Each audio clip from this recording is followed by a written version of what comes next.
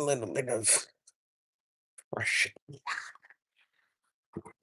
Hey, Presley Rubin, welcome to Pathfinder.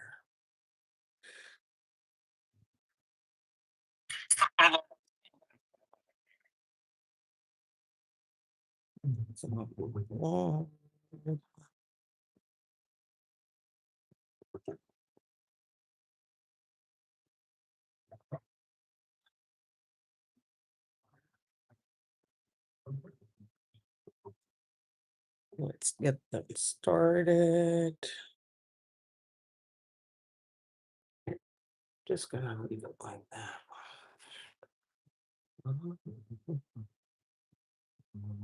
Hello. Let's get started.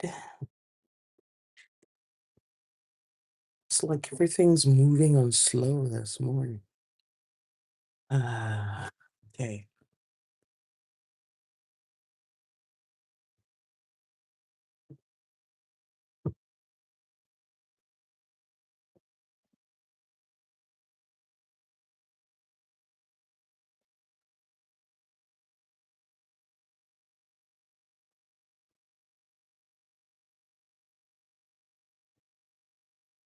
Okay. Hi, everybody.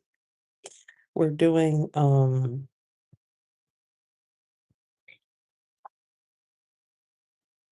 Cinderella Part 9. And seeing what lessons we can learn from this. Welcome to Presley Rubin to Pathfinder. And I hope that your membership will be very fruitful to you and life-changing for you. Remember to take a moment to like and share the live. Feel free to tap the screen. Remember to get your drink and your snack, your notebook and your pen, as we're going to learn about the metaphysical, spiritual messages in the Cinderella stories. And today we're going to look at an Arab variant on this. As we've seen throughout this series, it looks like almost every culture has some kind of Cinderella story. Okay. And in general, what I'm seeing is that the Cinderella story has been targeted to make women docile.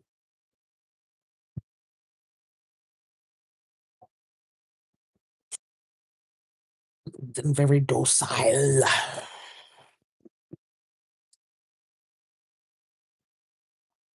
Okay. And many cultures have embraced Cinderella stories for the control of women.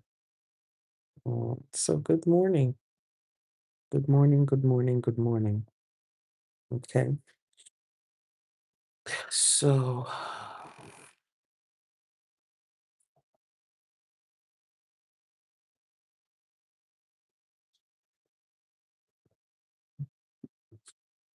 we will do this. Let me get my notes together.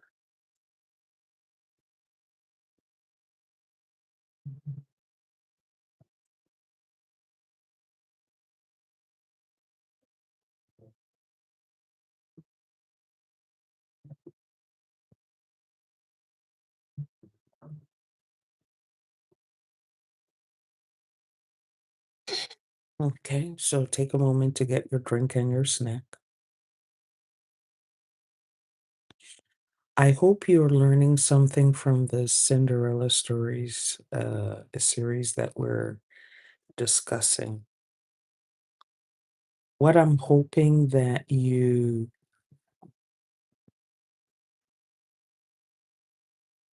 what I'm hoping that you get from this is that you have the power to change your story, regardless of what is going on in the environment, regardless of what people may say to you. That is the biggest message that I hope that you can get from these series. There are times we feel depressed and despondent. We just feel like we can't move forward. But we need to understand that if the people that you currently have around you will not encourage you, then it is okay to seek encouragement elsewhere. It is not a sin to look for encouragement elsewhere. Okay. So while we get this loaded, please take a moment to share the live and invite more friends. Tap your screen so that the platform will know to inform others that class has started. Okay. Give the live stream itself a thumbs up.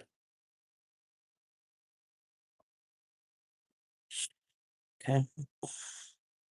For those of you who don't know me, I'm Dr. Tochi.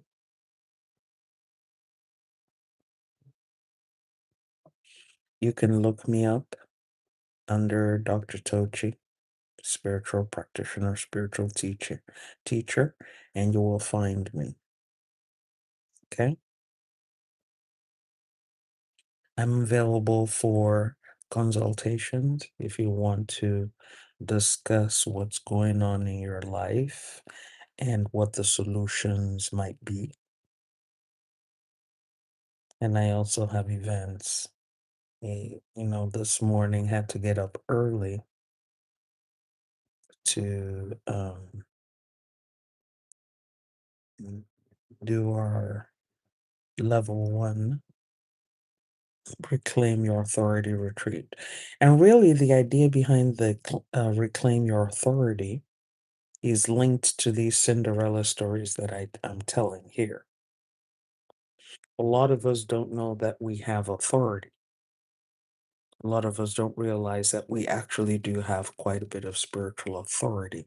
And when I say spiritual authority, I don't mean kabosh kabash. I don't mean screaming and speaking gibberish.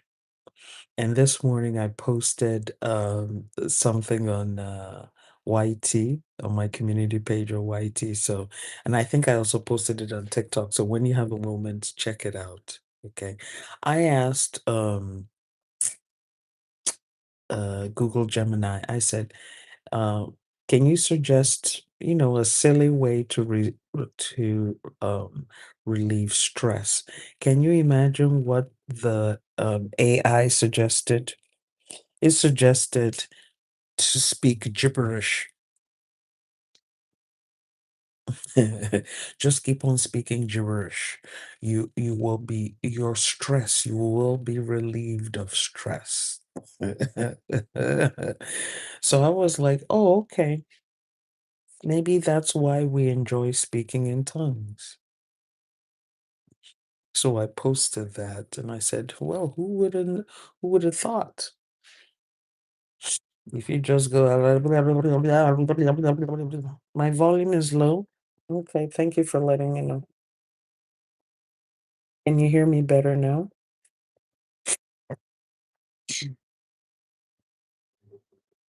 Okay. Is the volume better now?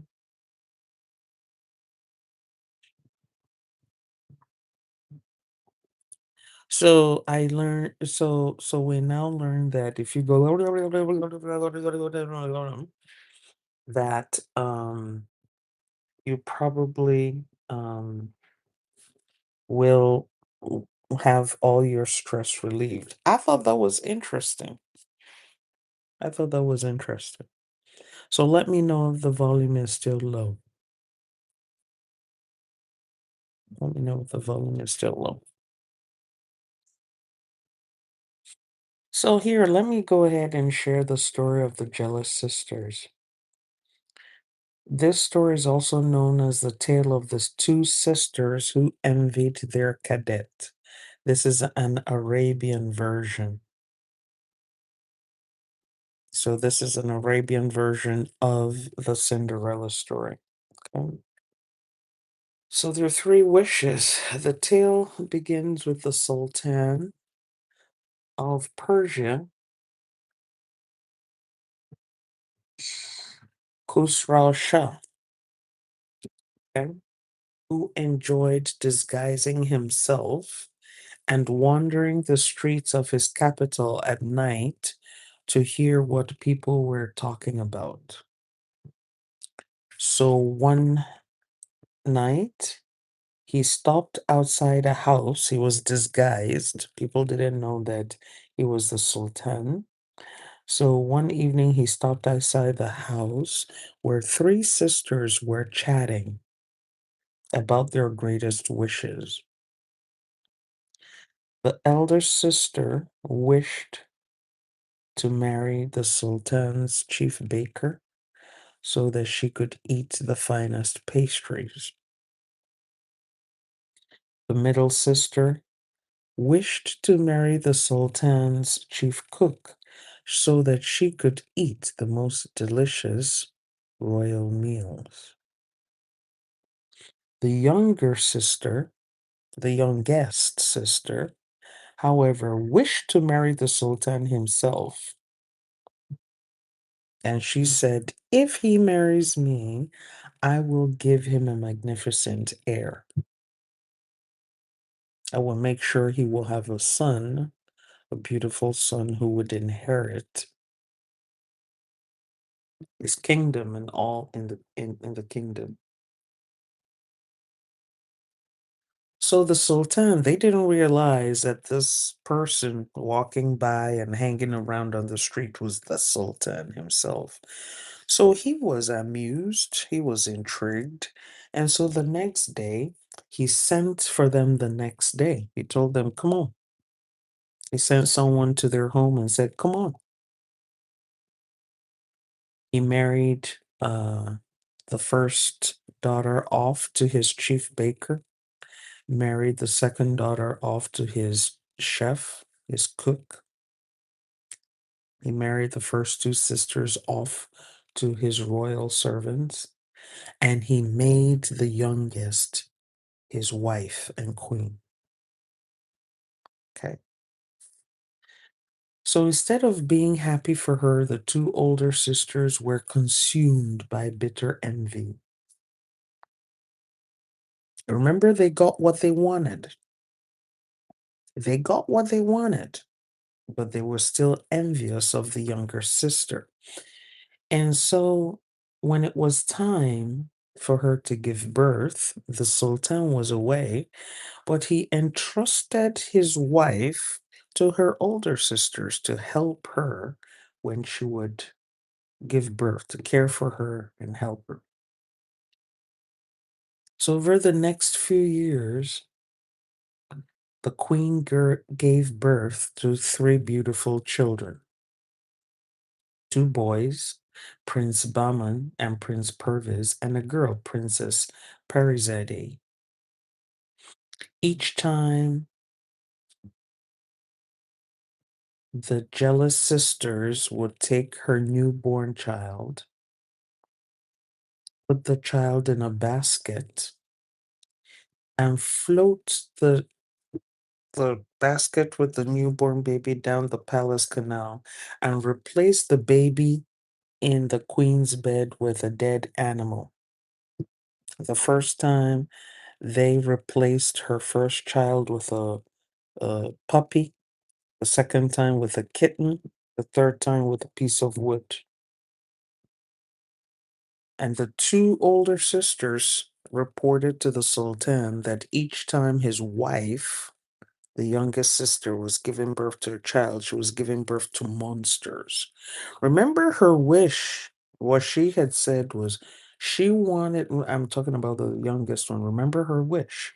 I want to marry the Sultan, and if I marry him, I will give him an heir. And so the sisters knew that this was very important to both the Sultan and the younger sister, who was the queen. So they made sure to sabotage that. So, after telling the Sultan that his wife was giving birth to monsters, the Sultan was got furious and deeply humiliated, and he ordered his queen to be imprisoned in a cage outside the masjid, outside the mosque.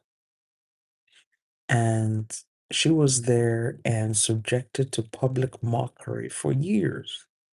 People come by and curse at her, spit on her, make fun of her. She was inside a cage and she was put in front of the mosque. I want to stop here a little bit.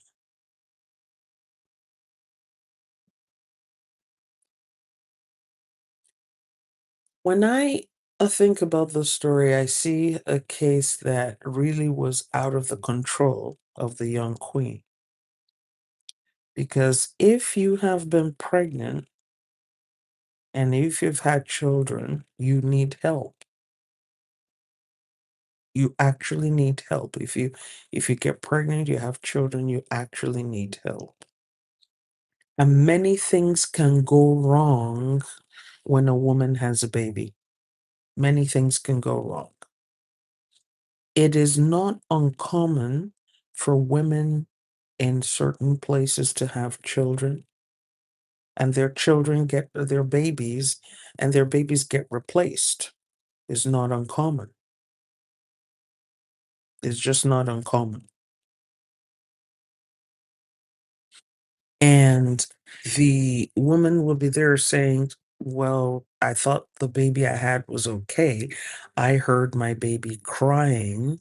And the people who attended to her would say, oh no, your baby didn't survive, or oh no, your baby is deformed, or no, you had this kind of baby or the other kind of baby. And because oftentimes, when women have children, they're in a very weak and helpless state. They have to depend on their helpers. So when I looked at this story, I was like, okay, this is not like the typical Cinderella story where she's there weeping day in and day out, and they're sending her around and treating her like a servant, and she has powers to change all of that, but she's not using her powers. We're having a woman who just had a baby, and she'll have the first baby, and they replaced it with a puppy, a dead puppy. She had the second baby, they replaced it with a dead kitten. She had her third child, they replaced it with a piece of dead wood, and they reported to the sultan, the king, and said, your wife is giving birth to monsters. And he didn't investigate this. He just trusted that, oh, if her own sisters are saying this, it must be true. So even in this part, I see a warning even to men. Learn how to investigate strange things. Don't just sit there and say, oh, well, my mother told me, or my sister told me, or this person told me, therefore, I don't need to look into it. If something doesn't look right, it doesn't smell right, it doesn't walk right, talk right, you as a man need to investigate this. Thank you, Earthly Color Brown, for the likes. And many men are very complacent. They're like, I don't want to be bothered with this, so I'm just going to go by what somebody told me about this. But as a man, you should know how to investigate abnormalities, especially in your household. Don't just sit there and say, okay, um, it's okay. It's the will of God. and your household is going to hell in a handbasket. I told the story of a friend who his wife had already had a child, and I think she was pregnant with a second child, and she was bleeding. She was very pregnant and bleeding.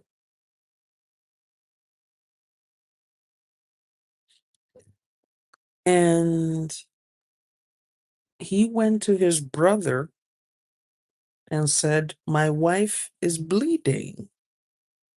What should we do about this?" And his brother said to him, "Leave your wife alone.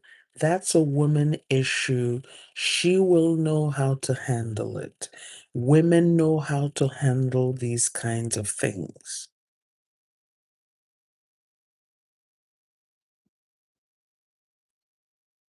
Now, you would think to yourself that somebody should have some modicum of common sense. If your pregnant wife is bleeding, you should know that that's not normal.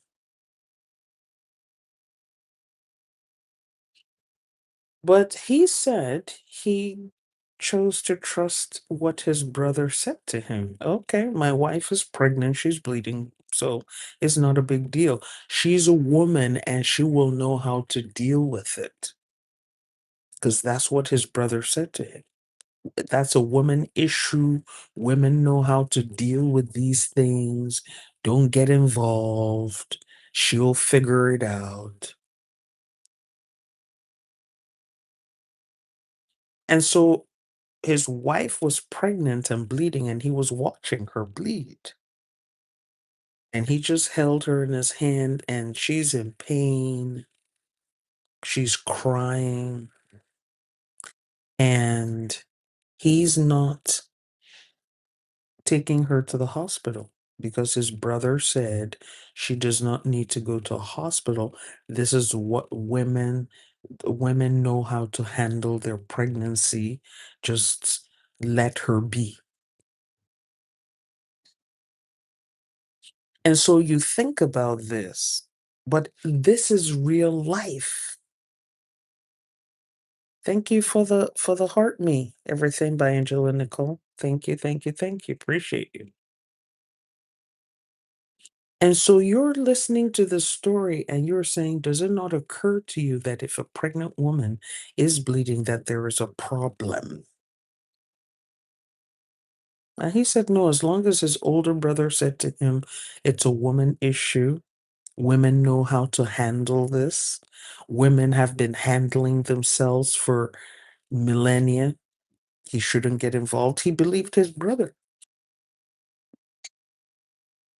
And then his wife passed in his arms. His wife passed in his arms.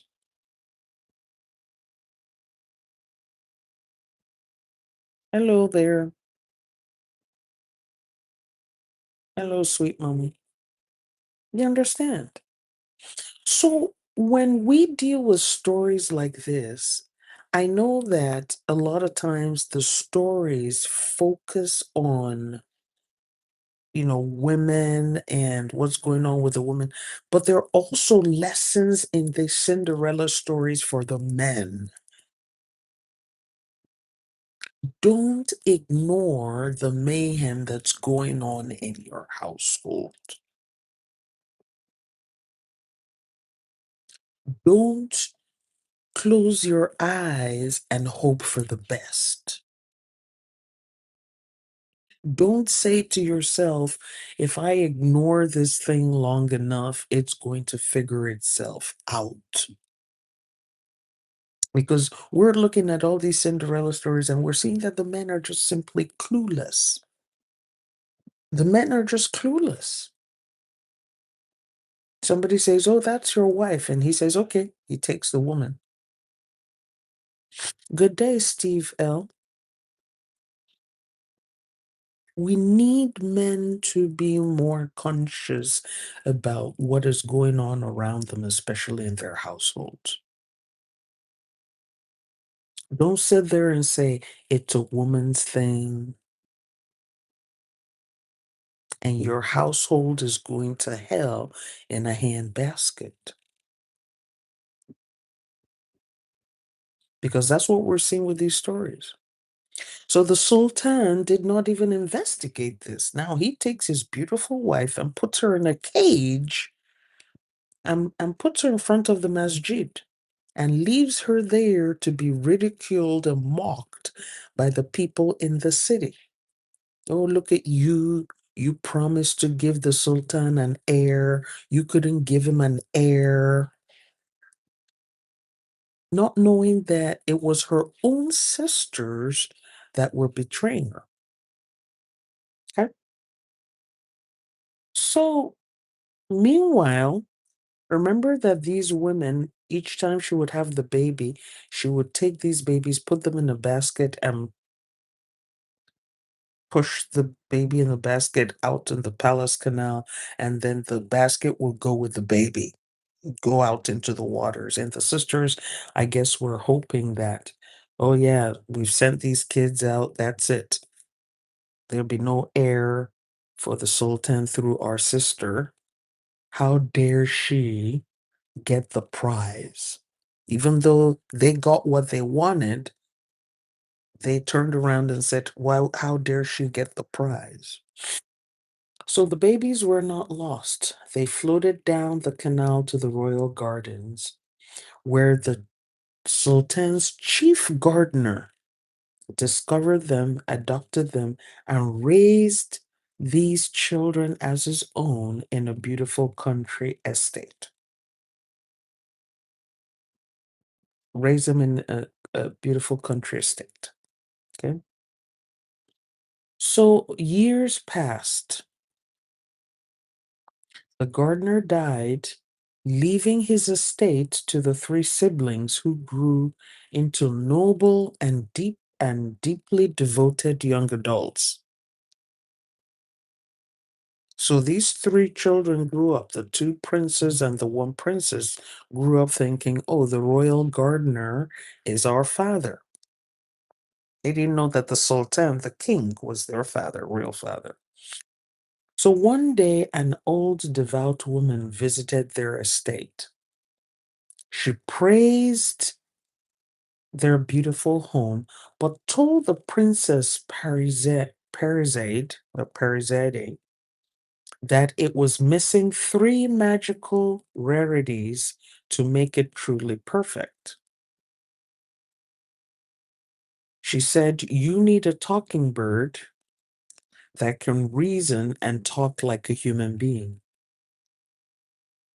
You need a singing tree whose leaves will create beautiful, harmonious music.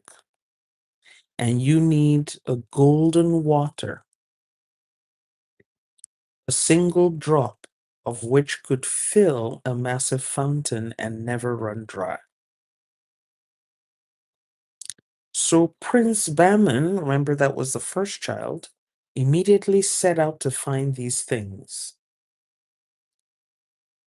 He met an old dervish who warned him that the items, these three items he wanted, the bird, the tree, and the water, were guarded by invisible spirits on a dangerous mountain. If Bahman listened to their terrifying threats and looked back after obtaining these items, he would be turned into black stone. Okay. So Bahman attempted to climb this dangerous mountain, but he succumbed to the voices. Okay. He succumbed to the voices. He looked back and became petrified. Thank you for the roses, Angela Nicole. I appreciate you.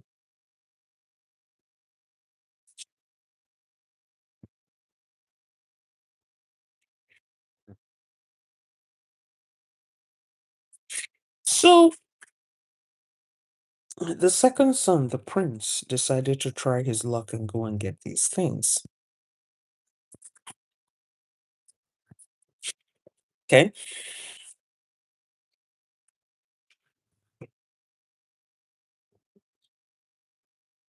So the second prince went up the mountain. He heard the threatening voices of those evil spirits. He got scared. He looked back.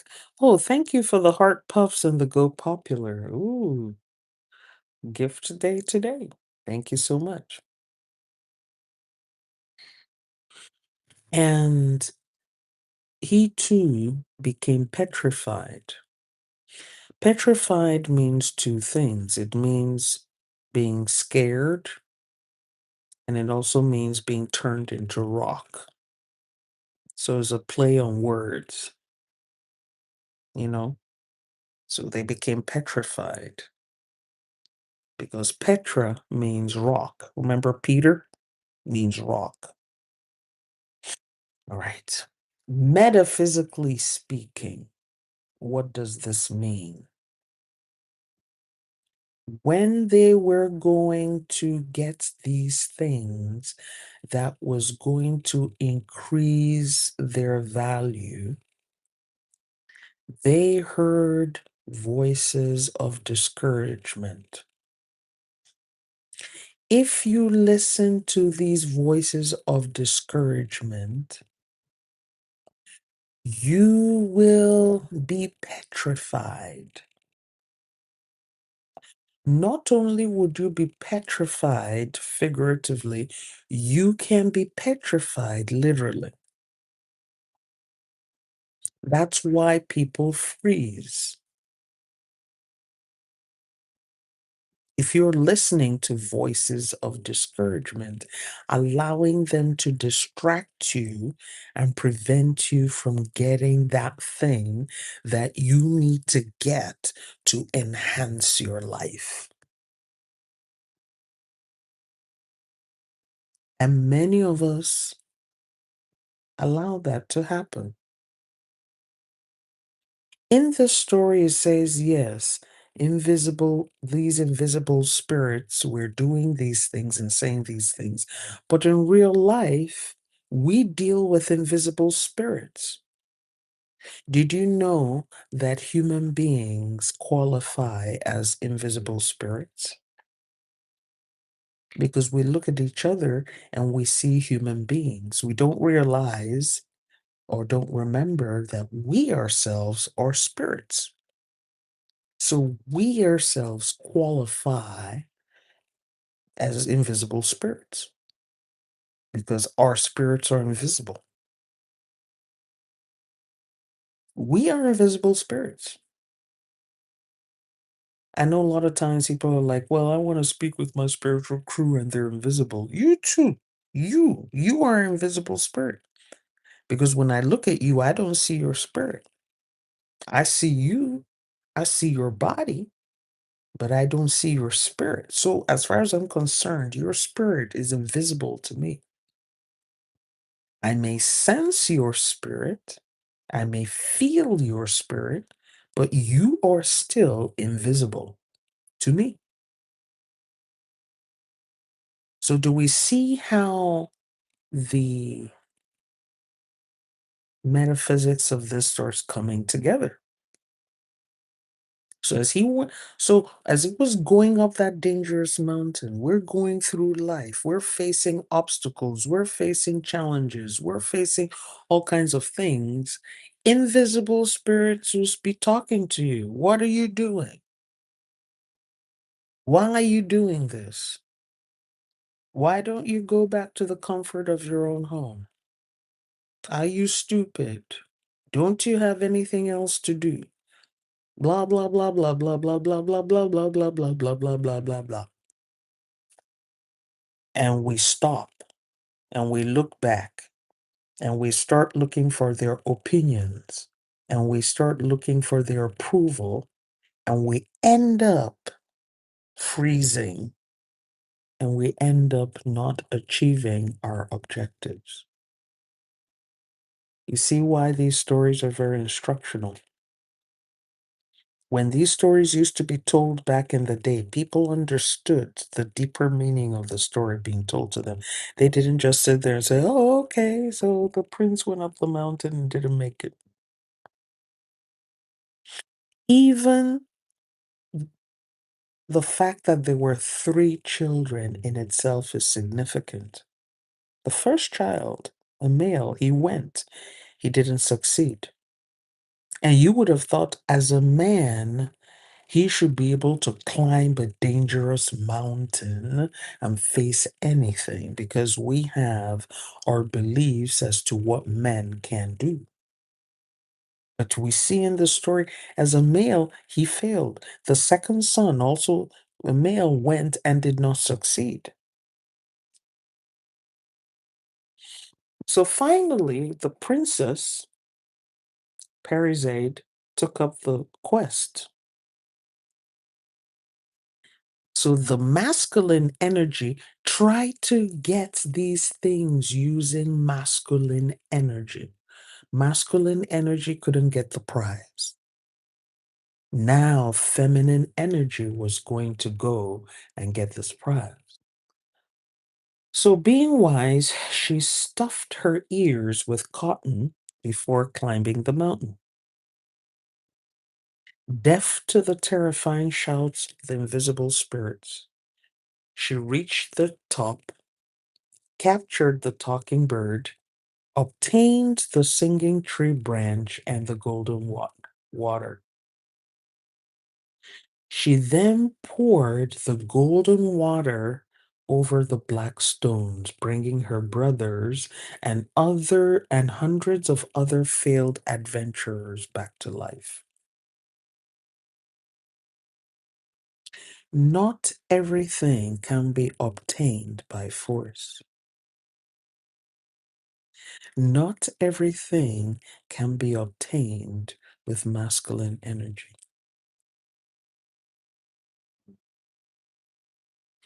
This is a lesson to both men and to women, to boys and to girls. Many of us women are operating in our masculine energy because that's how we put food on the table. That's how we protect ourselves. We operate in our masculine energy.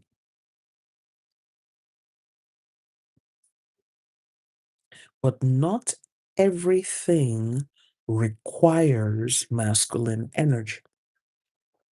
Not every prize, not every solution will yield to masculine energy. Not every solution. There are some solutions that require feminine energy.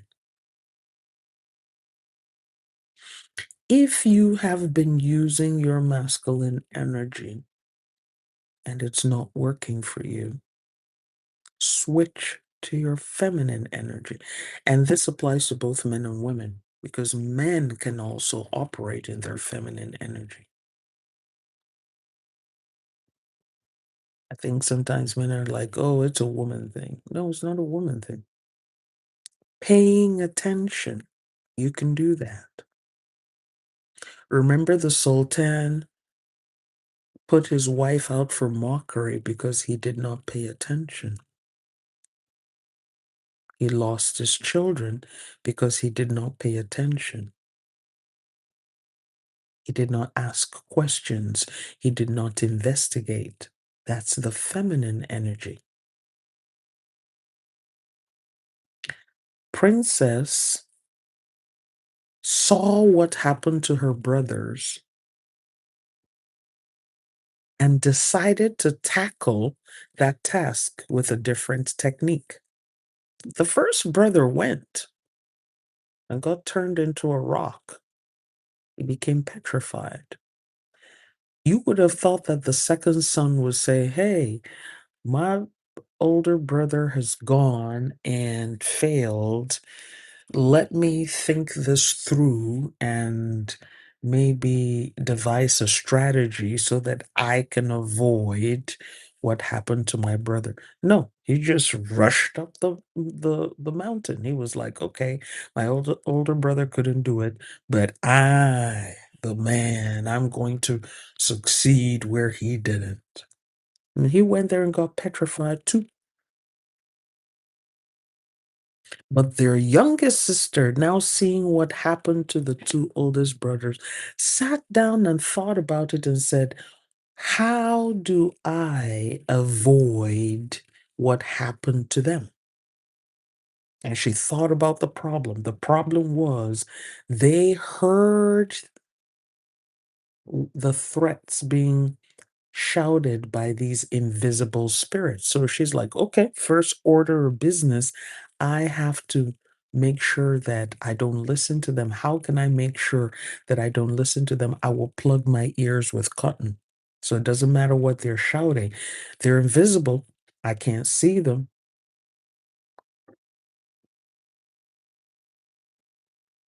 We have to learn how to plug our ears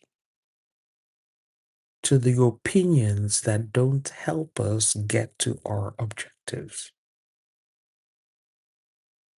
And you have to use whatever means at your disposal to do so. If it means no contact, so be it. If it means boundaries, so be it. If it means um, feigned incompetence, so be it. Oh, come and do this thing for me. I don't know how to do it. Oh, I need you to accomplish this thing for me. Oh, I'm so sorry. I don't know how to do it. Or you do it and do it so badly that they don't invite you to do it again. Many last born children are experts at this. We know how to be incompetent so that you will not send us on that errand again. And then we're free to go out and do whatever we want to do and whatever we have to do.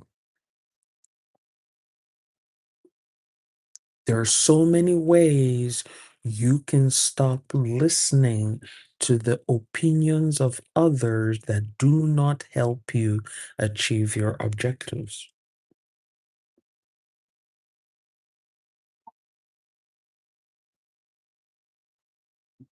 When somebody's saying, oh, be a Cinderella, just stay, be compliant, somebody will rescue you, be humble, be pious, be good, don't complain, don't fight back.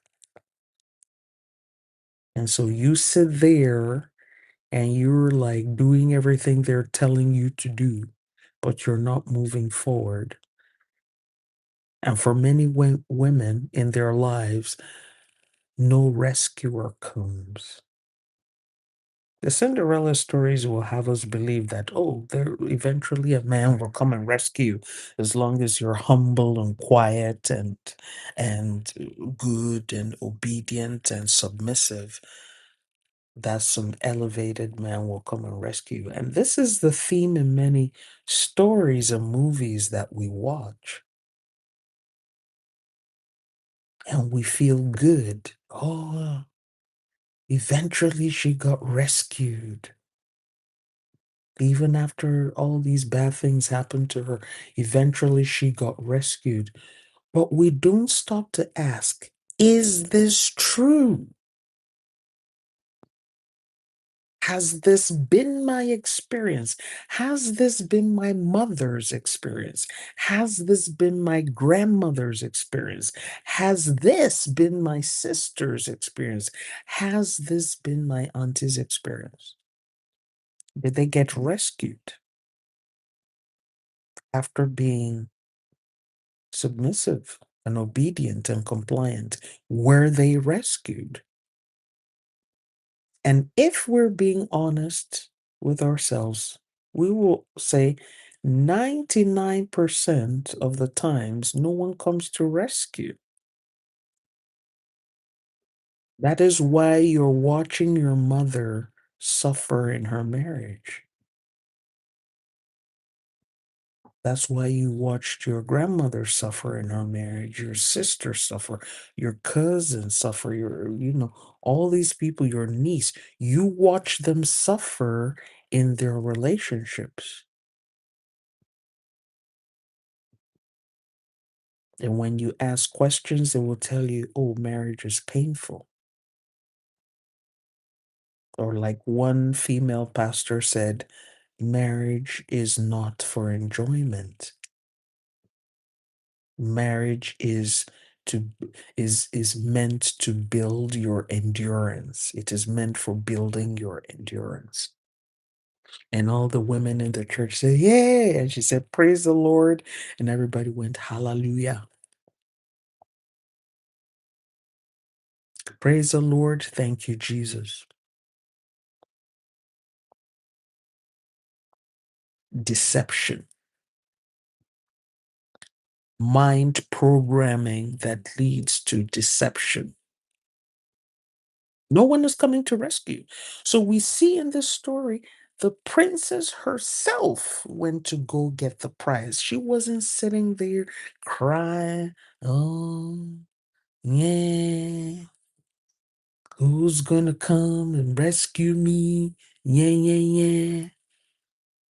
That's why I like this version. Let's continue. So when she brought her brothers and other people, hundreds of others who had tried, back to life, she and her brothers returned home and they planted these magical items in their home. And they transformed their home, their estate, into a legendary marvel. One day, the Sultan, who was their true father, Sultan Khusrau Shah, was hunting nearby and crossed paths with the two princes. Impressed by their nobility, he accepted an invitation to dine at their estate. And remember, he didn't know that these were his sons. And these two boys did not know that the Sultan was their father. Okay?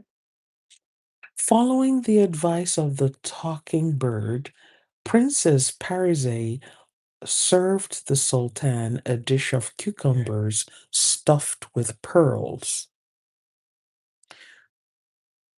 When the Sultan saw the dish, he laughed and said, who can eat pearls? This is madness. The talking bird immediately spoke up. Sir, your Majesty, you find it hard to believe that cucumbers can be stuffed with pearls. Yet you so easily believed that your own queen gave birth to a dog, a cat, and a piece of wood. I just love this. I just love this story.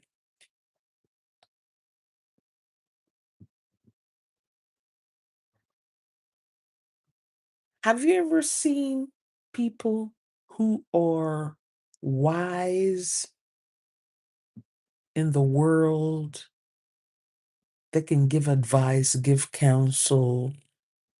They are looked up to by the world, but in their own homes, they're like fools. In their own homes, in their own affairs, they are like fools. Many of us are like that.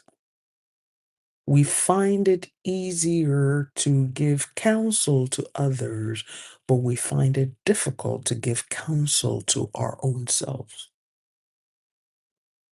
We are wise when it comes to other people's affairs, but we're not wise to our own affairs. The talking bird pointed it out to him. Okay, you're looking at a dish with cucumbers stuffed with pearls, and you know that is ridiculous. Who can eat this? No, you can't eat it. That's not a meal. It's ridiculous. It's madness. You said it yourself. Yet you so easily believed that your own queen could give birth to a dog, a cat, and a piece of wood. Remember what I said earlier? The lesson is here for the man. Oh, it's not my business. That's women's business. That's women's thing. I don't get involved in women's business. I don't get involved in women's things. But your roof is on fire. Oh, I'm a man. I don't get involved, but your roof is on fire.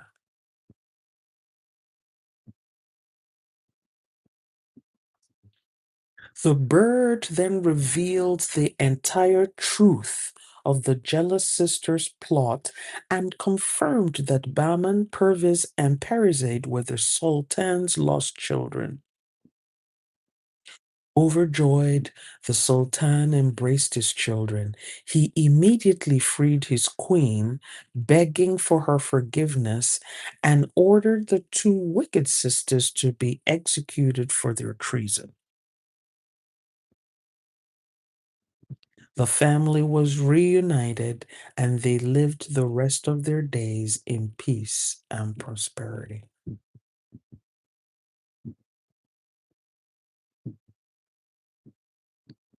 But think about it, how many years did the queen lose?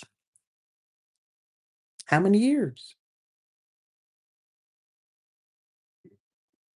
She was in that cage from the time she gave birth to her last child till this redemption. And this redemption is happening when the kids were grown.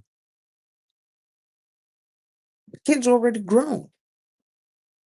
So we're looking at probably 20 something years inside a cage, 20 something years of being ridiculed and mocked.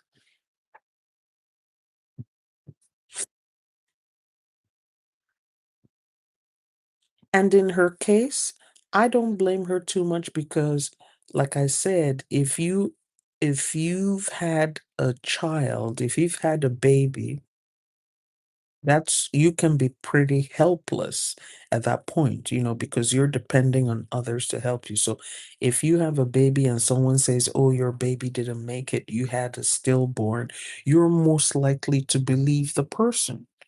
There are some women that will say, "Show me my stillborn." If you said I had a stillborn, show me the stillborn. And what her sisters did was they put in a dead puppy, a dead cat, and a piece of dead wood. Showed it to her and said, "You are giving birth to monsters, to unnatural things." If I were her, I would have gone and asked questions, done my investigation. I would go get a divination. Thank you for the roses, Angela Nicole. I would not let it lie. But her situation was difficult because she had those babies, and the sisters went and reported her to the Sultan and said, "Your wife is giving birth to monsters." And, in those kind of societies, it's not like our society where we have now that you can report to the popo and open a case and people listen to you, you can go to court. No, in those kind of societies, women didn't have a lot of power. They didn't have a lot of personal power. So that's why sometimes you're listening to these Cinderella stories and you're like, okay, I kind of sort of understand the context because women back then really didn't have a lot of social power or political power. The only power women had was that based on their bodies. You had to look good, smell good, talk good, in order to secure a man, and then you would have power through that man and through the wealth of that man. So I kind of sort of understand that. In her case, I'm not saying there was much that that the queen could do. There wasn't much she could do because they caught her at a real vulnerable time in her life.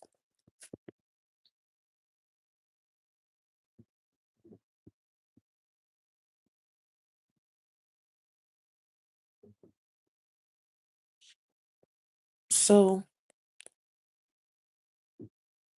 what do you think of the story?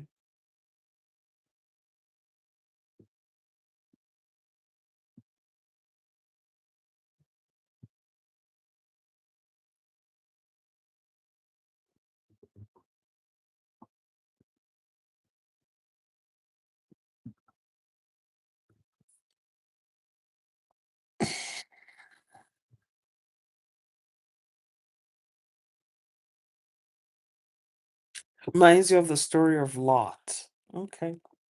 Yeah, because of the petrification, right? Yeah. I won't look.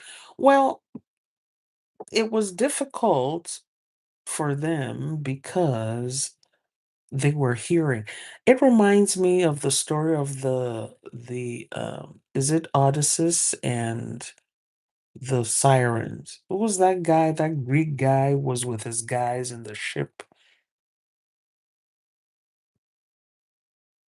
Remember the guy who was in the ship and they had to go through this place where they had sirens singing, and people were told, and before he and his men went there, they were warned, if you listen to the sirens, you will go to them, you will steer your ship to them, you will wreck your ship on the rocks, and the sirens are going to catch you and eat you. So, what was that guy? Um, a great story here.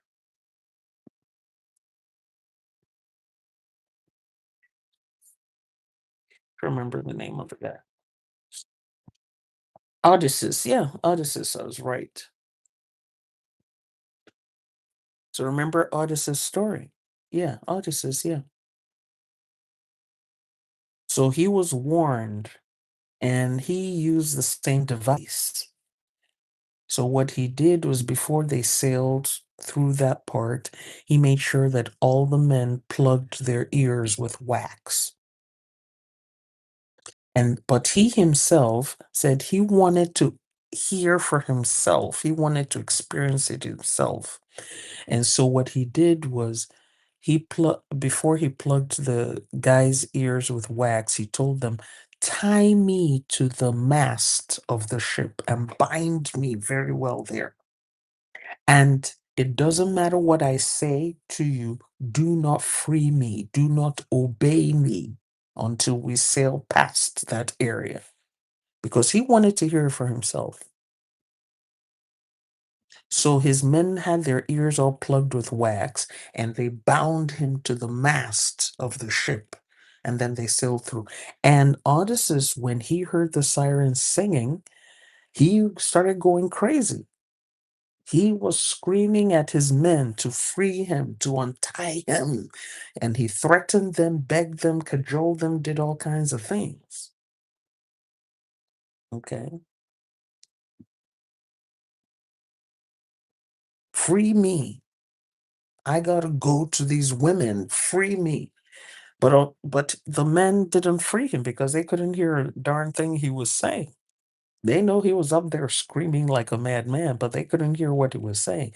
And he knew that if they could hear him, some of them might be intimidated. They'd be like, he's our captain, he's our leader. If he's telling us to free him, we must obey. So that's why he plugged their ears with wax. He just wanted to experience the sirens for himself. And he almost went mad.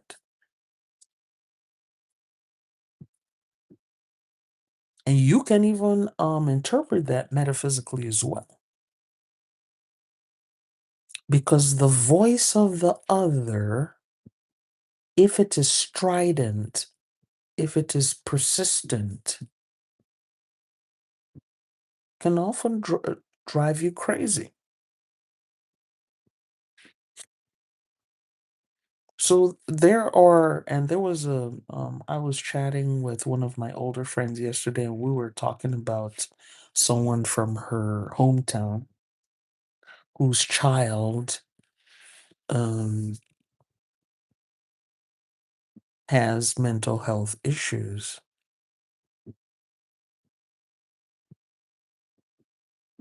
Okay, it was Ulysses. Okay, I'm having someone here saying is Ulysses and Odysseus. I guess there are two variations. So anyway, I was chatting with this person yesterday, and we are talking about someone from her hometown. This person from her hometown had spent years telling her child, "We're being spiritually monitored. We're being spiritually monitored. We're being spiritually monitored. We're being spiritually monitored. We're being spiritually monitored." This is how she raised her child. We're being spiritually monitored. And she would, this was based on the church she was going to and her religious beliefs. We're being spiritually monitored. Oh, this person wants to take us out. This person is envious of us. This person is casting witchcraft on us. This person is doing this to us. This person is doing that to us. We're being monitored. Oh, we have to hide what we're doing. We have to be secretive. And that's how she raised her child.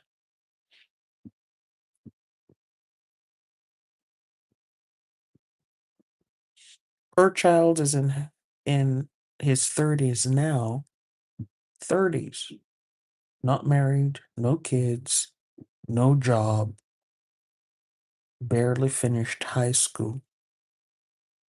And he goes through life repeating all those things his mother put into his head. He just goes through the hometown. If you tell him, okay, come on, work here, he goes, oh, my enemies are watching me. Would you like to eat this meal? Oh, I wonder if my enemies have put something into the meal. Have a glass of water. Oh, I'm sure my enemies have done something to the water. I know they're watching me. Everything he does and says and thinks about is filtered through that lens of spiritual monitoring.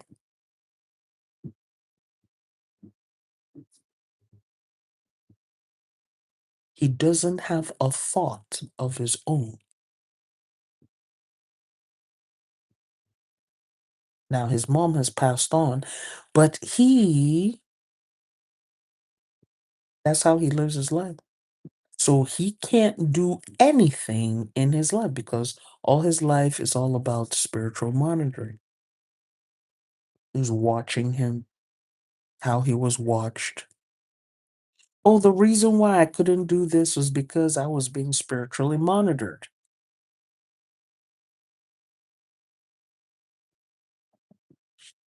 That was an unrelenting, strident voice in his life, and it messed him up. And he has a mental health issue. Now, if you ask him, do you have a mental health issue? He's not going to tell you that he does have a mental health issue. He will not admit, he will not agree. But his mental health issue certainly came from the programming.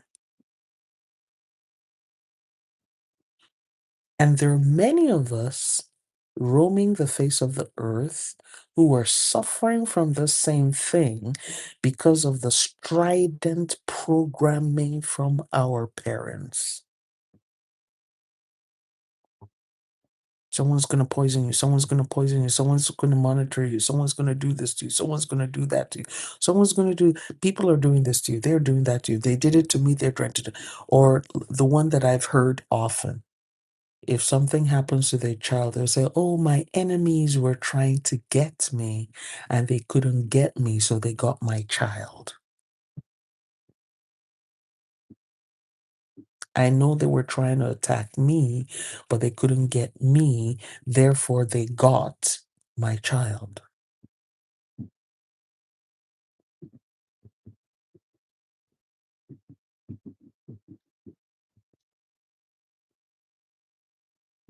Everything by Nicole. Can you hear me?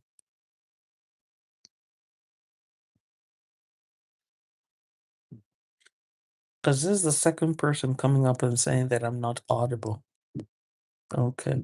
Because I had someone come earlier saying I wasn't audible. Now I have someone else voltage range saying I'm not audible. Okay, thank you.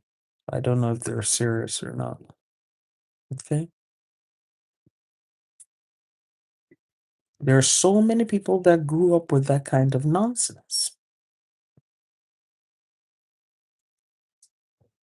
So many people grew up with that kind of nonsense.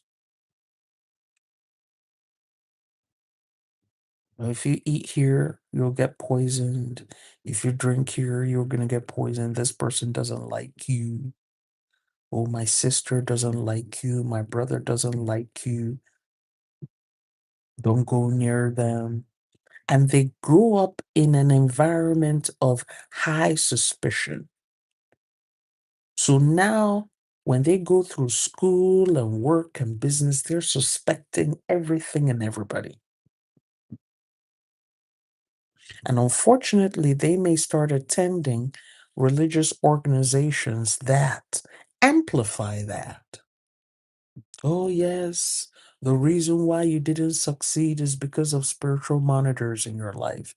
Your enemies are monitoring you, they're watching you, they have a spiritual mirror. And people are like, ah, my mother was right. My father was right. Ugh.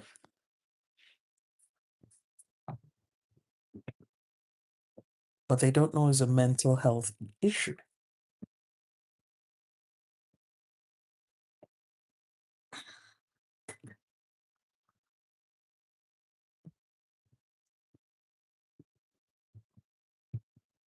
So I like this story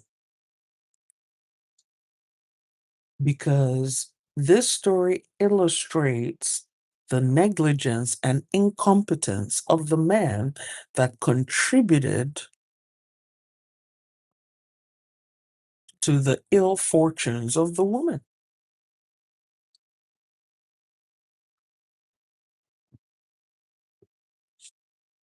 Okay. So Kiona says religion had me paranoid to the highest degree. Oh, yeah. You're not the only one. There are so many people who got decimated by religion. And I don't care what religion it is, Islam, Christianity, Judaism, but whatever it is, whatever major religion it is. Because the people, the leaders, the people practicing it, they themselves were paranoid, but they also knew something about mind control.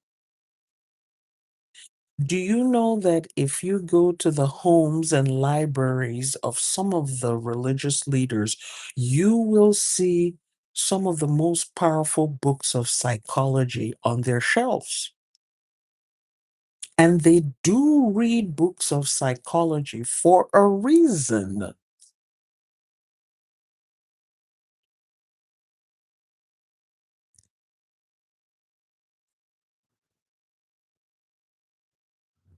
Okay, there you go. They will prey upon your insecurities.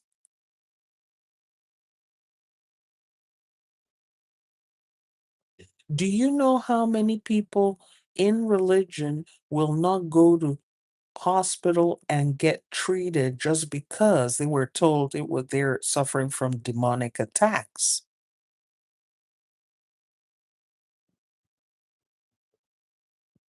They're told they're suffering from demonic attacks.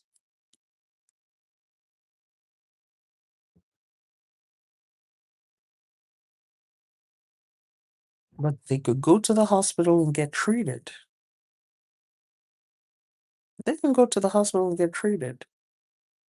But the religious organization, and I'm including even the so-called traditional religions, because there are some people that will, oh, I'm practicing, whatever it is that they're practicing, African traditional religion, Asian traditional religion, whatever. It's still the same.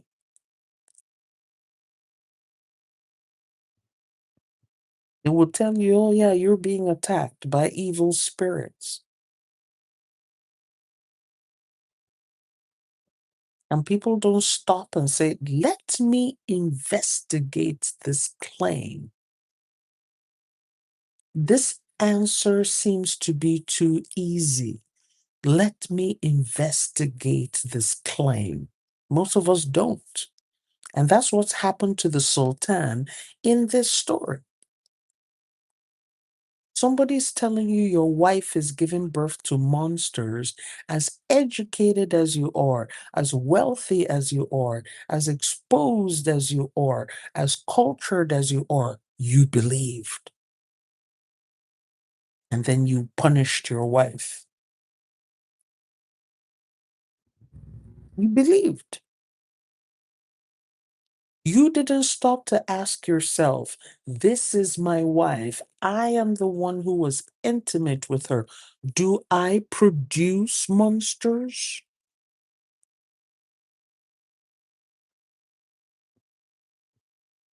Am I a monster producer?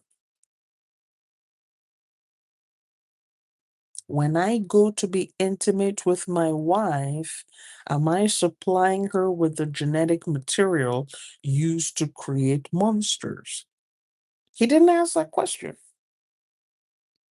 And this is again because, unfortunately, a lot of our men don't ask questions. A lot of our men do not investigate things. Everything is the woman's fault. Oh, we can't have children. It's a woman's fault. We can't have male children. It's a woman's fault. We can't have female children. It's a woman's fault. The infant mortality rate is high. We've been having children and none are making it. It's the woman's fault. The woman, we're having children that are autistic. Is the woman's fault. We're having children with mental health issues. It's the woman's fault. We're having children that are not good looking. Is the woman's fault, even though the man himself looks like a beast. It's still the woman's fault.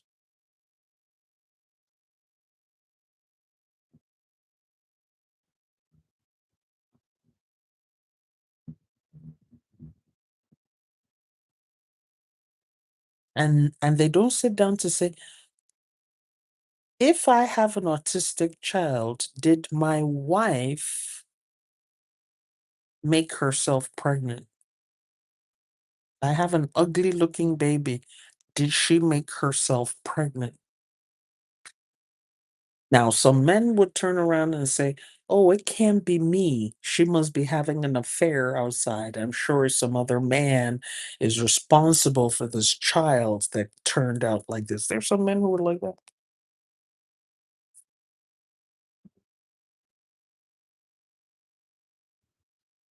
They don't stop to investigate. Is this thing I am being told, is it true? And the lesson is not just for men, it's also for women.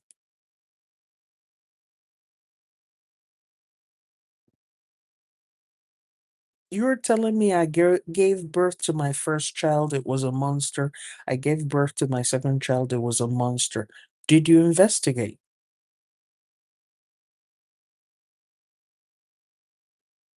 And I understand in the case of this princess, these were her two older sisters. She had no reason to suspect that they will be jealous of her.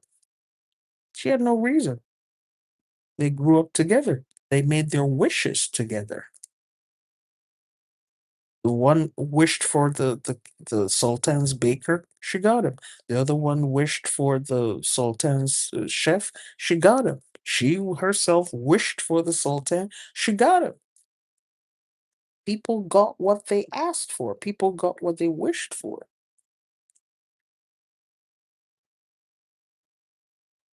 I mean, there's so many lessons in the story.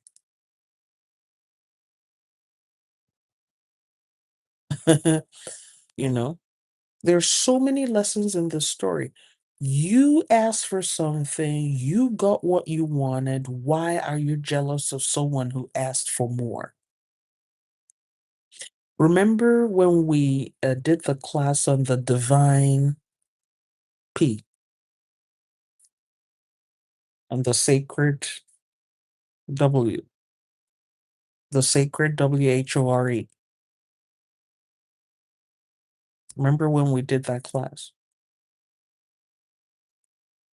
Many of us envy the lady of the night because she gets what she wants. And this story illustrates that. Even though the sister was not a lady of the night, but it is the same kind of envy and jealousy. We're jealous of people who ask for what they want and get what they want. The sister wanted to marry the king. You didn't want to marry the king. You wanted to marry the king's cook. You wanted to marry the king's baker. The king made it happen. Why are you jealous?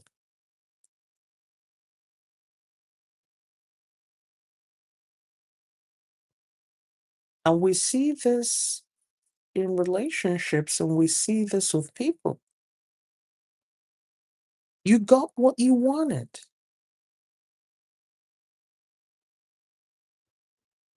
Why are you jealous? You said you just wanted a nice, comfortable home in the suburbs. Another person said, I want to be a beauty queen and marry a billionaire. Why are you jealous? Why are you out there on social media in this person's comment section writing nonsense? Oh, she slept her way to the top. She's not gifted. I used to know her when we lived in the same neighborhood. She has poor parents.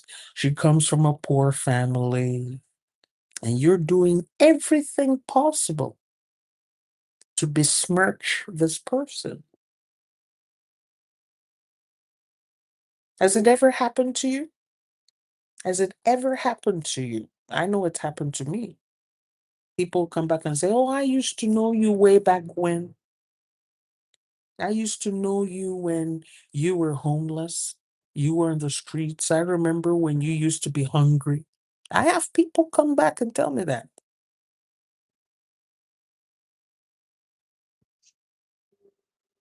And so the question you need to ask yourself instead of indulging them or trying to defend yourself or explain yourself or make them feel better, you need to stand and say, so why are you bringing this up? You used to know me when I used to live in the village. You knew me when I used to be poor. You knew me when I used to be homeless. You knew me when I used to be addicted. You knew me whenever, however. Why are you bringing this up now? Why? You should be able to look the person in the eyes and ask them, why are you bringing it up now? Yes, you're right. You used to. But they want that label. In other words, I will humble you. That's the point of that conversation. When the person says, I used to remember, the main point, the intent of that conversation is, I will humble you. You think you're all that. You have money now. You drive a good car. You live in a good house. You have a good family. Your business is going well, so on and so forth. I will humble you.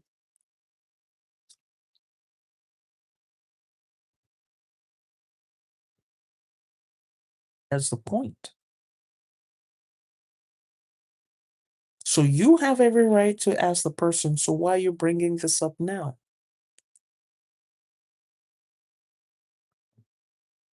What's your point? Okay. You used to know me when I was addicted. So what's your point? I'm not addicted now. Well, I used to know you when you were married. Okay. So what's your point? And if the person is there stuttering, I will finish them off. I will tell them what their ears have not heard before so that they will not try it again.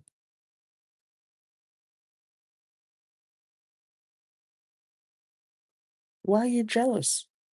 Everybody made their life choices, decided what they wanted, took the path they wanted. That wasn't the path you wanted. Why are you jealous?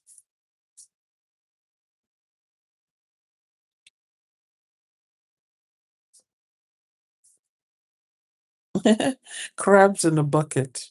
Yeah, yeah, the crabs in a bucket syndrome.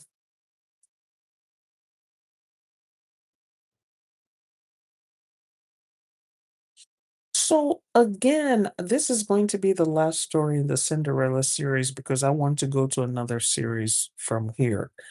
But I hope you have learned something from these Cinderella stories.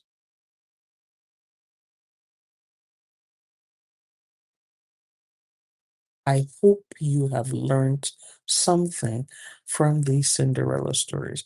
Can you tell me what you've learned from the because we've done part 1, part 2, part 3, part 4, part 5 all the way to part 9. What have you learned? Share with me. What have you learned from these Cinderella stories? We looked at a Cinderella story from the the Arabian Peninsula. We've looked at versions from France. We looked at the version from Vietnam, from China.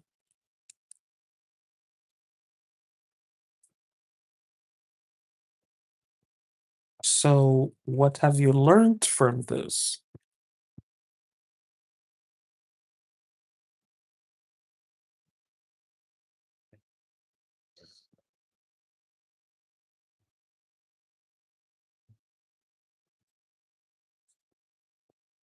Mhm.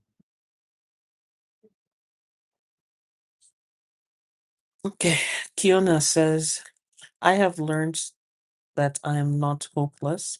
I have the ability to change any situation I find myself in, and more importantly, don't seek help from others who have hurt me intentionally. Beautiful. I agree. If someone has betrayed you before, they will betray you again. The leopard cannot change its spots.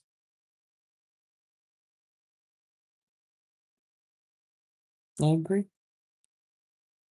Learn who is your enemy and who's not your enemy. Stop pretending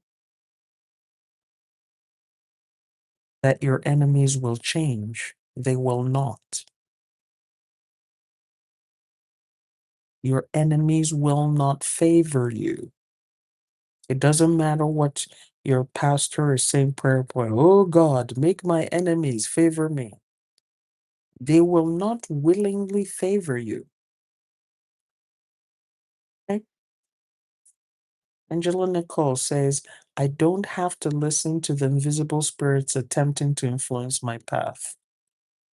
And I would say, I don't have to listen to the invisible spirits attempting to influence my path in a wrong way. Because you can have invisible spirits who are trying to help you. You can have other human beings who are trying to help you. But if I come to, remember I told you the story of me trying to go to get my PhD?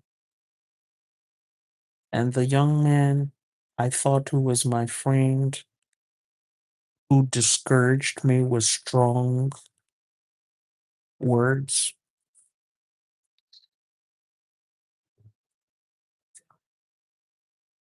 That was an invisible spirit. Human beings are invisible spirits. I said to him, oh, I would like to go do a doctorate. And he says, why?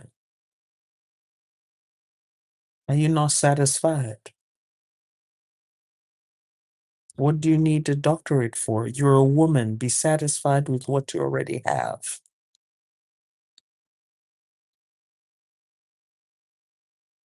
So I cut them off. I don't play with my enemies. The fact that we party together, hang out together, do all these things together doesn't mean that you're not my enemy. Because if you act against my interests, you are my enemy.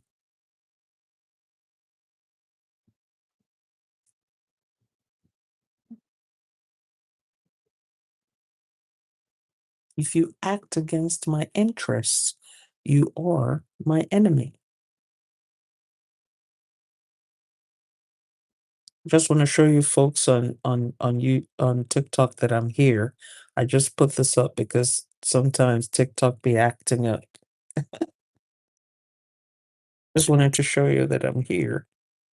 TikTok just be acting up sometimes, you know?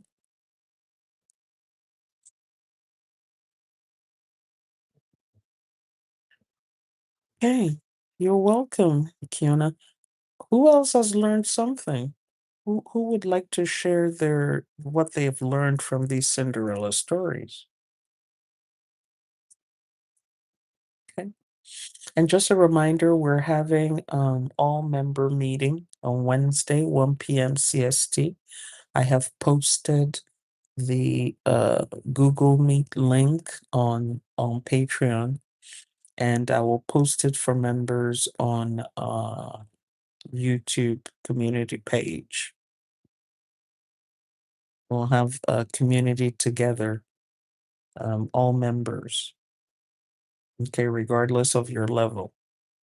So regardless of whether you're a Pathfinder Apprentice or Apprentice Plus, I invite you to come and community, meet other students, seekers, practitioners. So that's Wednesday, 1 p.m. CST, 2 days from now. Uh, Come hang out as long as you can. Meet other people, exchange ideas. So who else has learned something? Okay.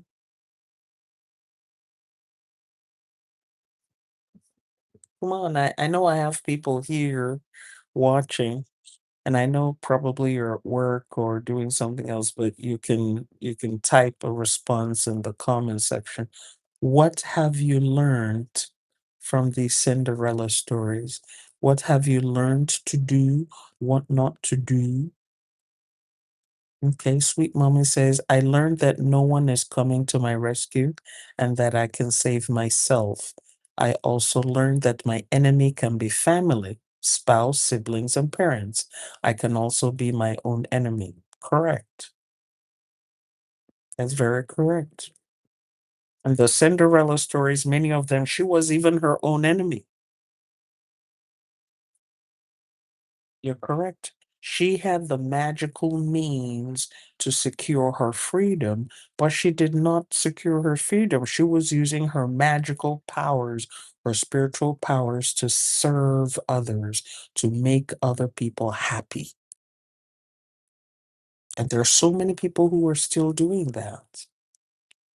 Oh, I, I, I was called to be a prophet. I was called to be a prophetess. I was called to be an evangelist. I was called to be a this. I was called to use my spiritual skills here and there. I was called. I was called. And that group you're with is using you for free.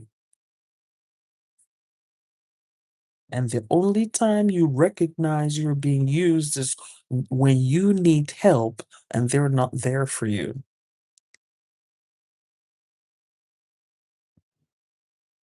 It happens. You go to Sunday service, Monday service, Monday night service, Bible study, Wednesday service. The Friday night vigil, you are, anytime they need volunteers, you're there, you're giving the little you have, you're doing all those things. But the one time you need help, no one comes.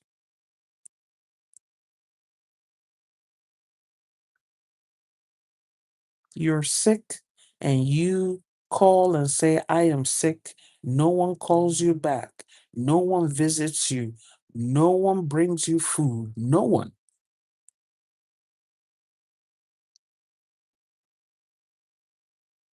I used to belong to a church up in Michigan. The pastor has since passed on to glory. And in that church, the pastor would not counsel you. He announced it in church. I will not counsel you unless we look in our church records and see that you have been tithing every month. If you have not been tithing every month and you need counseling, I will send you to the assistant pastors or one of the elders in the church to counsel you. So let's say I gave in January, gave in February, I couldn't give in March, I couldn't give in April, I couldn't give in May, I couldn't give in June. Then I gave in July, I couldn't give in August, I gave in September, I couldn't give in October, I couldn't give in November, but I gave in December. You still don't qualify. The pastor won't talk to you.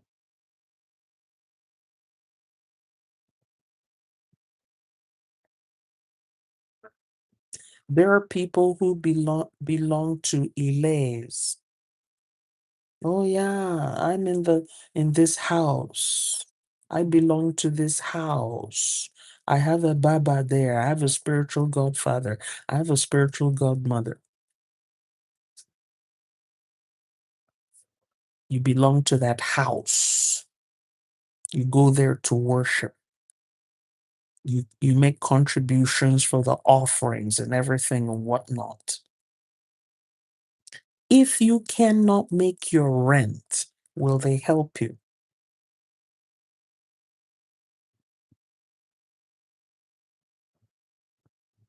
If you cannot make your rent, will that Ile with that Baba and Iya or Yeye, will they help you? Let us be sincere. Oftentimes, they can't even help you because they're struggling financially. But if they're not struggling financially, that's Ile you're going to. You're a community. All of you come together every month. You're beating drums, you're dancing, you're doing offerings, you're doing.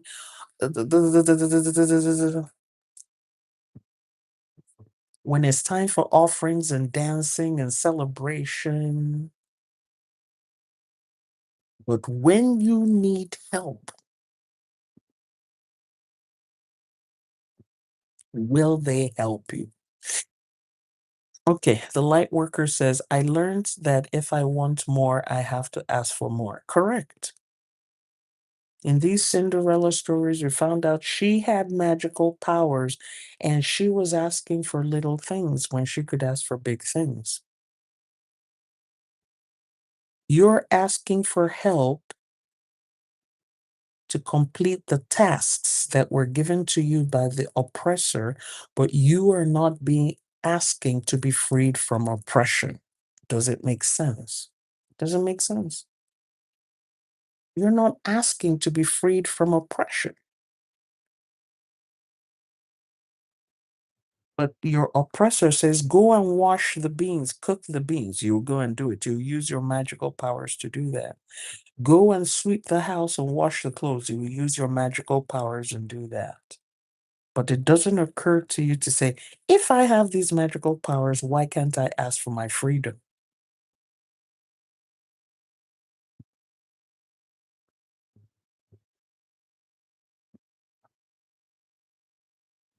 And many of us are like this. You belong to a mosque, a masjid. and you're laying hands on people there and they're getting healed, but you're struggling with illness, don't you see that there's a problem?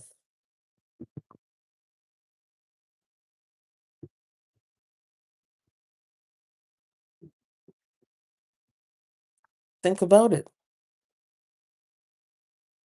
You lay hands on others, you prophesy on others, you belong to a church, everybody knows you, you are the encourager, the motivational person, and whatnot. But you go home and you are suffering from mental nightmares, and you have no one you can tell, no one you can confide in. Don't you see that there's a problem? Do you not see that there is a problem? But you go to wherever it is that you're going to, and everybody calls you, "Hey."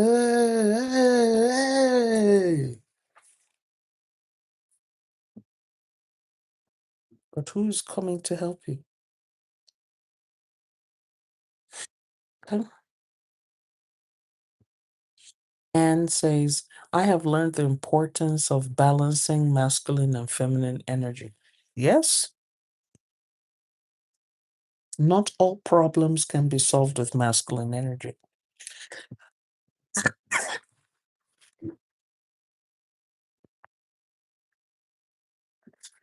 If you or a woman needing a man in your life, you will not get him with masculine energy. If a man comes into your life with masculine energy,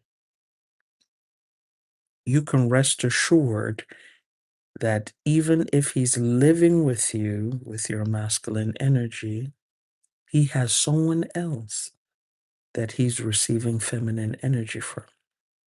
And it doesn't even have to be an affair. It doesn't have to be an affair. He has someone else. It could be a relative that is providing him with a feminine energy because you're not providing it.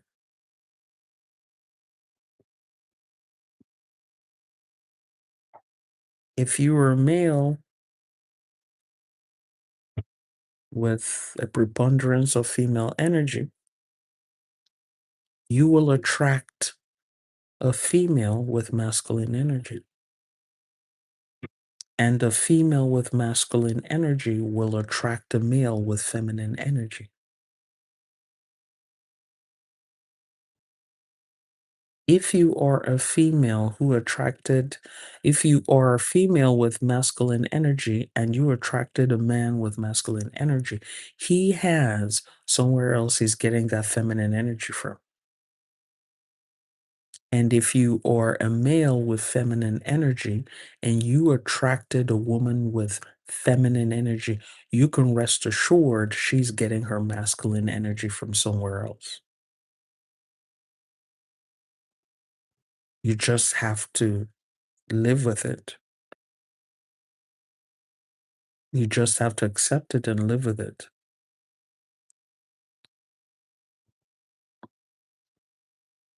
Mhm.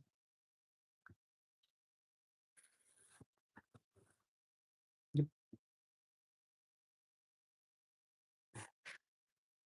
Okay. So let me get ready to hop off. I don't think any other person here has any lessons to share from this Cinderella stories.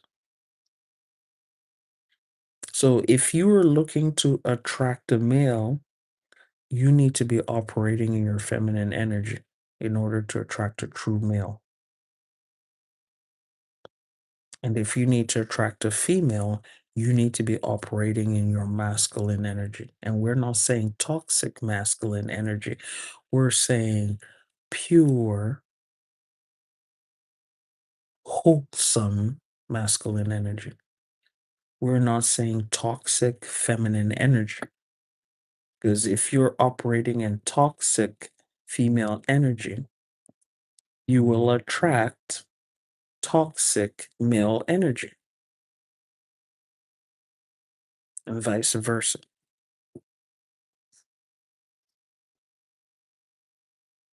So a lot of times when women are like, "Oh, men are so hard to get," you need to check yourself. Are you operating a male energy?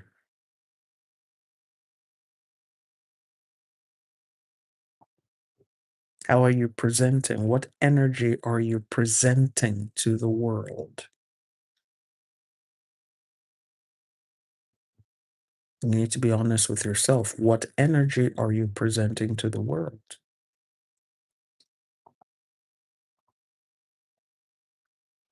And if you're kind of curious, you know people who can be brutally honest with you. Go to your workplace or go to your classmates and say to them, "Do you describe me? What dominant energy do do you get from me?" They will tell you.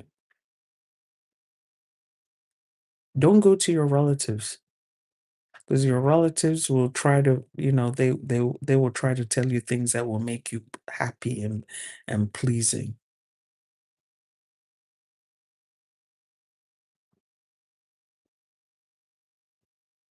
Your relatives will not tell you the truth. Go to your work colleagues, especially those who don't like you. Go to your supervisor at work. Ask them and say, "What energy, what's the dominant energy I'm putting out? Is it masculine energy or feminine energy?" They will tell you.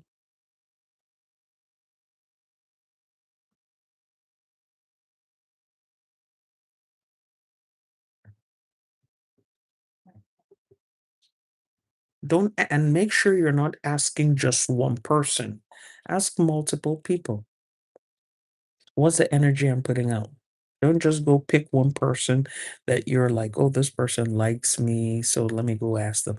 Ask multiple people. You can even go to your coffee shop where you buy your coffee. Okay. You can go to your coffee shop where you buy your coffee. Talk to your barista. What kind of energy do you get when I come here to pick up my coffee? They will tell you.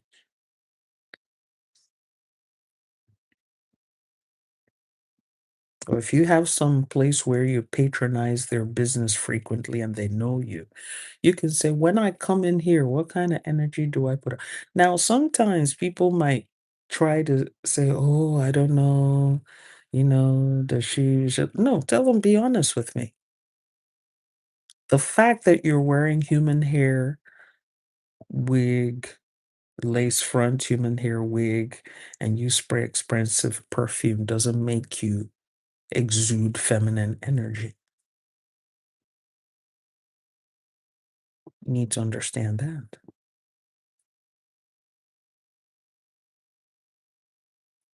And if the person starts saying, "Oh, you are a strong woman," chances are you are putting out a masculine energy. Chances are. "Oh, you are independent. I like you. You are independent woman, strong, capable. You take care of business." That's masculine energy. And there's nothing wrong with being aware of it. I'm not saying it's evil. I'm not saying it's bad. I'm just saying be aware of it. Just be aware.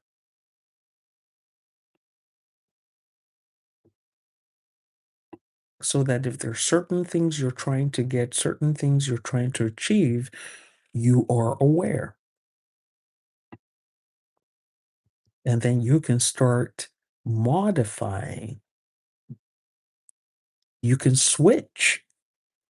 There are some people who are very good at switching energies. When it's necessary, they're operating in masculine.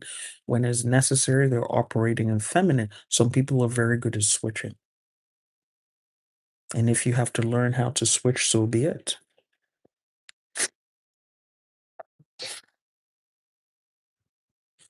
One more lesson: people have no problem with draining you of everything you have, even when you don't have much. It's true.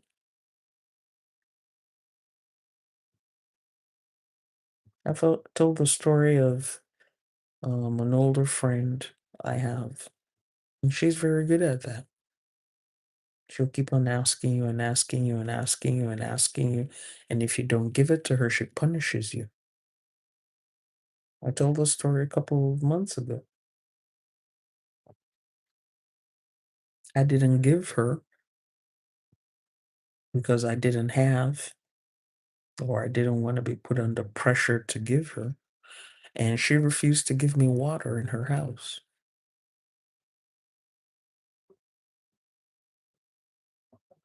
I went to her house and she wouldn't give me water to drink. And she didn't realize I'm the queen of petty.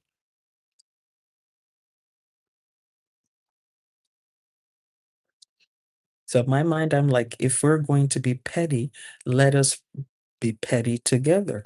So I go to her house and I wouldn't sit down.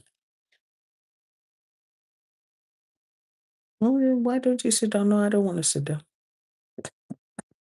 I just came here to deliver a message and go about my business. Why are you standing? Because I don't want to sit down. Do you want something to eat? No. Do you want something to drink? No. Let's all be petty.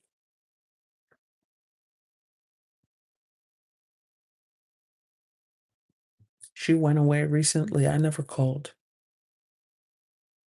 She called and left messages to me. Oh, I'm out of town. I never responded.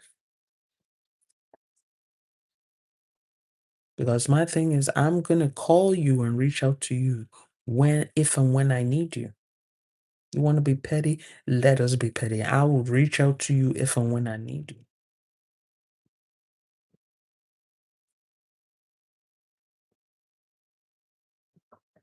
So she's sending me messages on WhatsApp. I'm leaving them on red.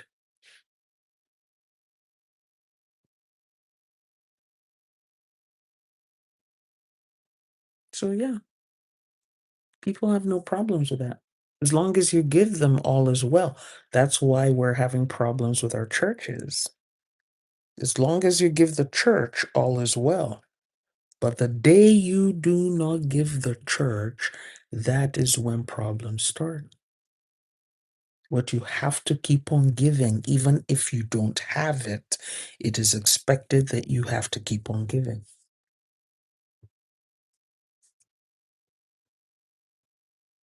So that's why when preachers come to me and say, oh, yeah, blah, blah, blah, blah, blah, blah, blah. I want to preach to you about my religion. I don't care what religion it is. I don't care if it's Lukumi or Santere. I want to. I will say to them, "Okay, you want to preach for me? Yeah, you want me to listen to you? $500." And they're like, "Say who? Say what?" I'm like, "Yeah, you need to pay me to sit here and listen to you because my time is money. So if you don't pay me, I'm not going to sit here and listen to you. You need to pay me to sit down, stop what I'm doing, and listen to you." And you find a lot of them start getting discombobulated. I'm not listening unless you pay me. Can I ask you a question? Yeah, but you need to pay me before I answer. Some of them will come, Would you like to go to heaven? If you pay me, I'll answer you." If they say, I don't have money, then I don't have an answer for you. If you want to know the answer, my answer to your question, you're going to have to pay me. And you see that the conversation becomes very short, a very short conversation.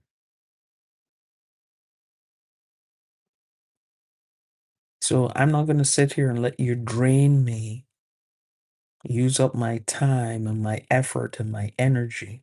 I have to get something out of it. Mhm.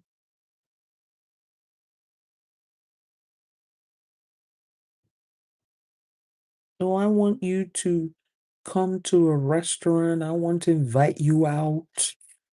You need to pay me for that. Because if I take the time to put on my hair, my makeup, my lashes, spray, my expensive perfume, drive my good car. You're supposed to have your everyday car and your good car. So if I drive my everyday car, no, no, I mean my good car, come and meet you at that restaurant. I am increasing your social value. When people see you with me, I am increasing your social value. So I need to get paid for that. You have to give me something.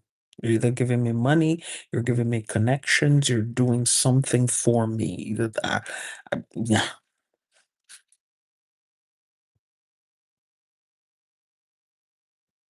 And I'm encouraging both men and women to think this way because that's the kind of world we're living in now. Money is currency. Money is currency.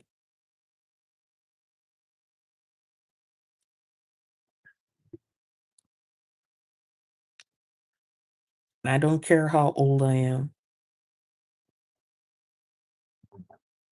If I allow myself to be seen in public with you, I am raising your social value.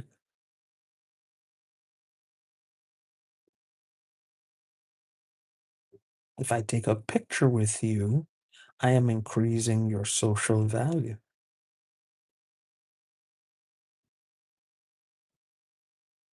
So, unless you are my close, intimate relative or friend, you will pay me in cash or in kind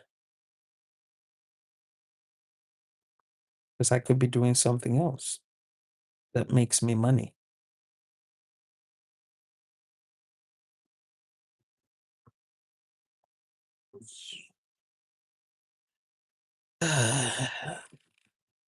That happened to me. I tied $3,000 that year. When they needed help, when I needed help, they helped me with $150, saying that was the limit. Yep.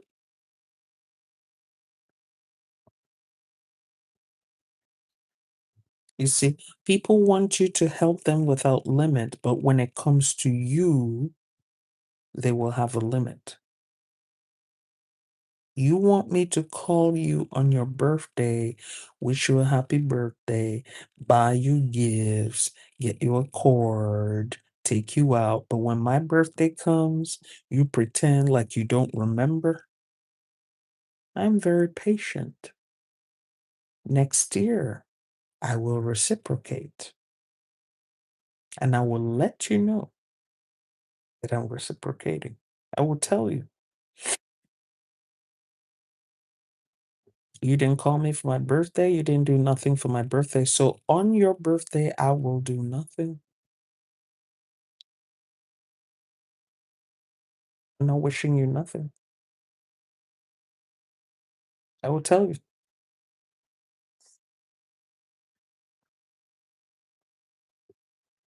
Yeah. Because my intention is to let you know that I don't play. I don't play that. I cannot be doing and doing and doing and doing and doing and doing and doing and doing for you and doing and doing and doing.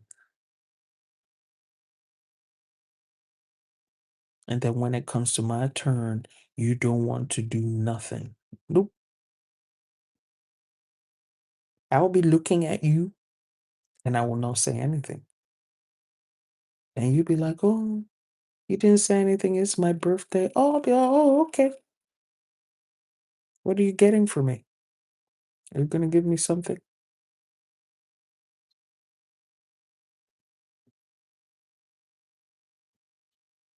We have to normalize exchanging value. If I have a spiritual gift like Cinderella, I am not going to be using my spiritual gift to serve you free of charge while you oppress me and keep on taking from me and continue draining me. I'm not going to do that. If you're oppressing me, maltreating me, you're doing all kinds of things to me, I'm not going to use my gifts, talents, abilities, my magic to help you. That is not going to happen. We're not doing that because that is dishonoring my spiritual crew. That is dishonoring my destiny. So we're not going to do that. And I don't care if you run up to me and say, well, God gave you the gifts freely. You should give to others freely. Well, you go to God and get yours. Go to God and get yours. You don't have to depend on mine's. Go to God and get yours.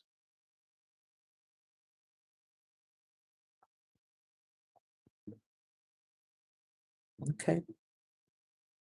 All right, ladies and gentlemen, boys and girls, I hope you've enjoyed the Cinderella series. I have another series coming up. Did you enjoy this series? Should I continue spiritual metaphysical analysis of our folk tales? Is this something that you're interested in?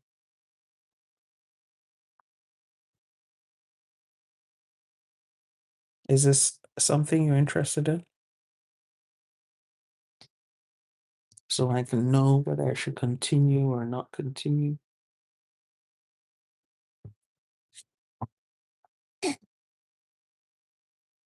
Because maybe I'm teaching these things and folks don't want to know.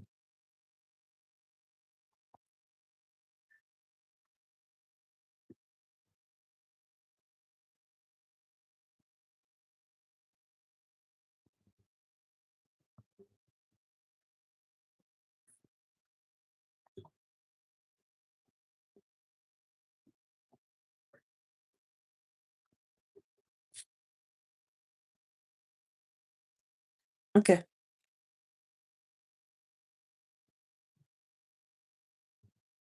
Okay. Okay. I have a few people saying they enjoy it. All right. I think there's a lot we can learn from these stories. After all, when you go to church, you're being told the same story you've already heard before. So we like hearing stories.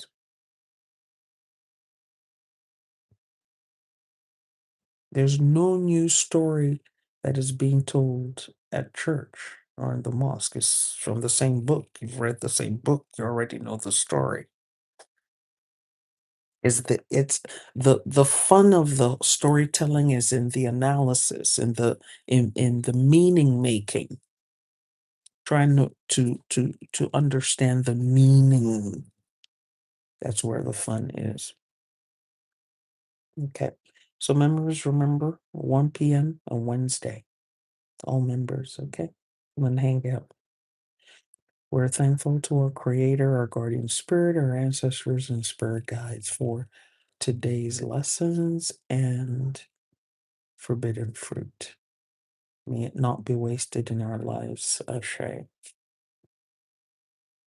Say, Kamago, the Koza, the Sedi, Makonde, Ayababa, it is done, is finished, is complete. Amen. Amen. Amen. Ma'at. Love you.